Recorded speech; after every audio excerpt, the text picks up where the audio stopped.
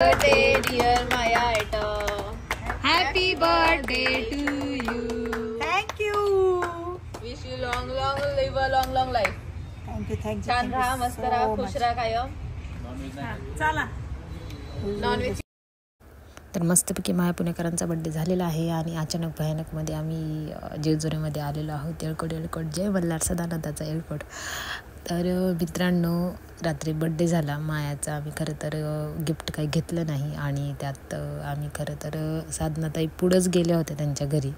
त्यात गिफ्ट तर काही घ्यायला जमलं नाही. मग अचानक भयानकमध्ये माया म्हणजे आपण जेजुरीला जाऊ. मग आम्ही पण मग निघालो. निघाल्यानंतर मस्त असं आंघोळ वगैरे करून गाभाऱ्यामध्ये आलो. मस्त सकाळ देवाची आरती वगैरे चालू होती. त्यात आम्ही पण तिथं खरं तर मला फोटो काढायचा होता. फोटो काढण्यासाठी खरं तर अलाउड नाही आहे, पण आमचे माझा एक फॅन म्हणजेच रील्स त्यांना खूप माझ्या आवडतात. त्यांनी माझे रील्स पाहून मला ओळखलं आणि तिथं मला गाभाऱ्यामध्ये फोटो काढायला चान्स दिला, त्याबद्दल धन्यवाद.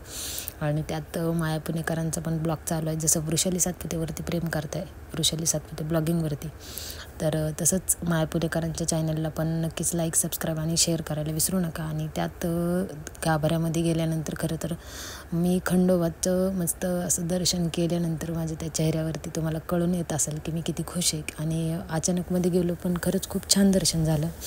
आणि त्यात खरं तर आम्हाला सुतक असल्यामुळे मी काय जेजुरीमध्ये गेल्यावरती खरं तर भंडारा वगैरे घेतला नव्हता. त्यात माया पुणेकराचा नवस होता, तर त्यांनी मस्त भंडारा उधळून मस्त येळकोट जय मल्हार सदानंदाचा येळकोट अशा ह्या घोषामध्ये मस्त भंडारा वगैरे उधळून तिचा पण नवस पूर्ण केलेला आहे.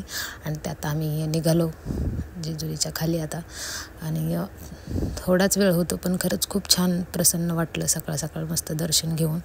त्यात मला खरं तर काही सुतक असल्यामुळे मी काही घेतलं नव्हतं, तर तिथला प्रसाद म्हणून मला खरं तर ते म्हणतात ना, देवाची करणी आणि नारळात पाणी. माझी इच्छा होती की भंडारा घेता मी ठेवला, कारण सुतक असल्यामुळे मी काही घेतलं नाही. तर गाभाऱ्यामध्ये मस्त मला प्रसाद म्हणून हार आणि नारळ मिळालेला आहे.